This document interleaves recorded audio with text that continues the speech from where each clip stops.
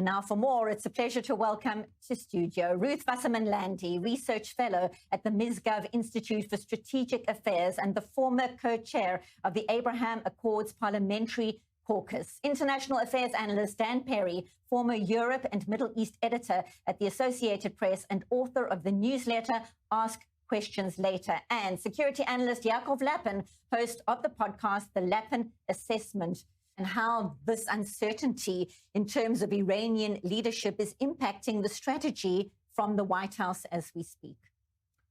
I think the White House is more or less in despair, not knowing what to do with a situation where, by any objective measure, the situation in Iran should be desperate. And whatever leadership has survived the 40-day war should be looking for an exit ramp.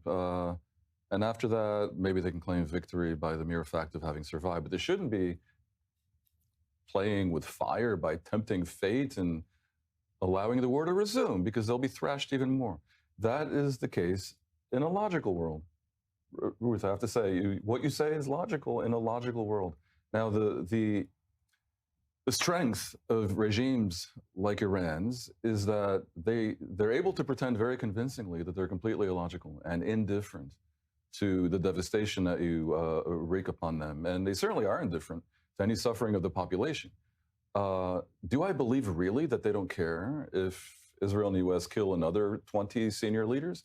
It's hard to believe, but I can't be sure that they aren't willing to tempt fate in this way, because they're going to assume that even if the war resumes, if they can somehow forestall internal protests for another month or two, the world will not be willing to tolerate the impact on a global economy and on maritime trade and on oil prices. And Trump himself will walk away fearing the midterms, basically. That's their gamble, no matter who's in charge.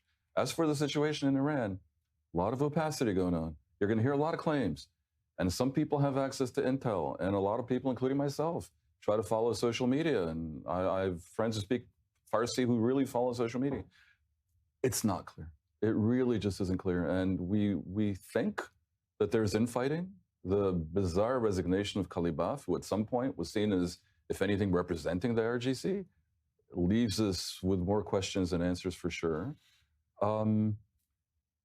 It's clear that Israel and the US need to change the paradigm where the Iranians believe that they don't have to give anything right now. And the most we can expect is a rolling back of the threats to blockade the Strait of Hormuz and demand blackmail of ships going through. That's ridiculous. And that's why you're hearing Katz and others starting to make very severe threats.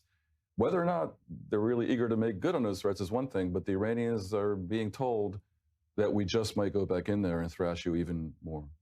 Very briefly, Ruth, your response.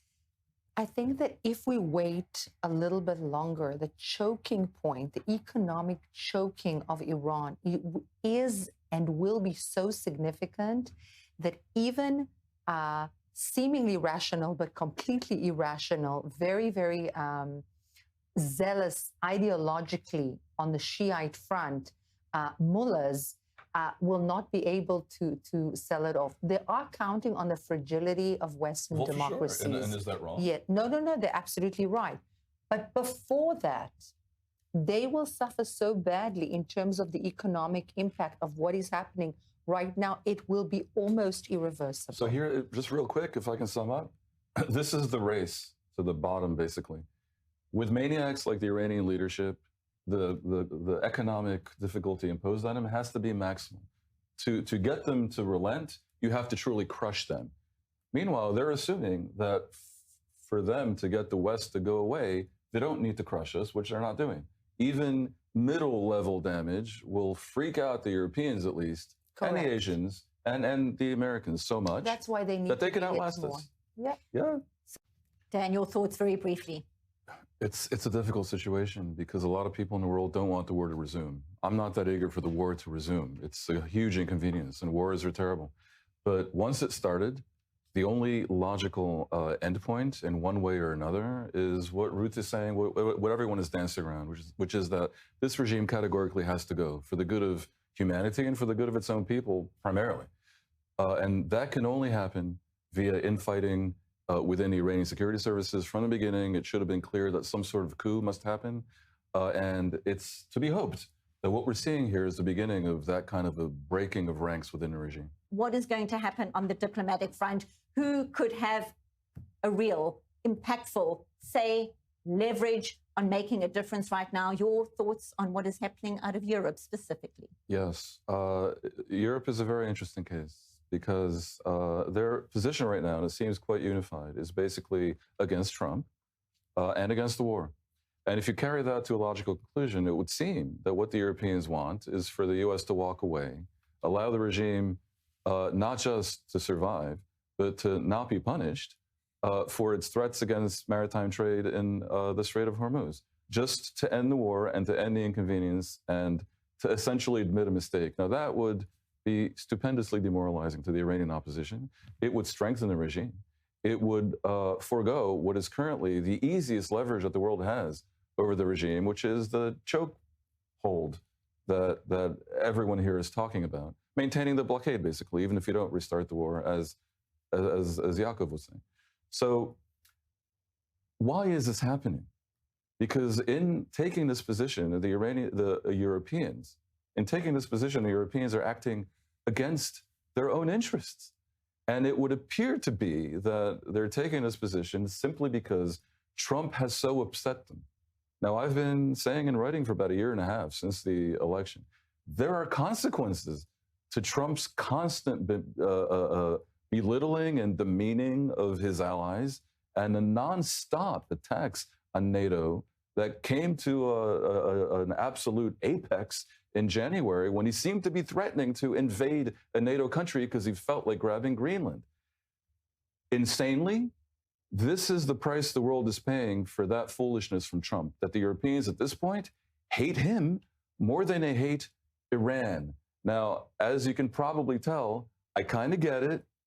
I know where they're coming from, but this is a terrible mistake. They simply have to get over themselves.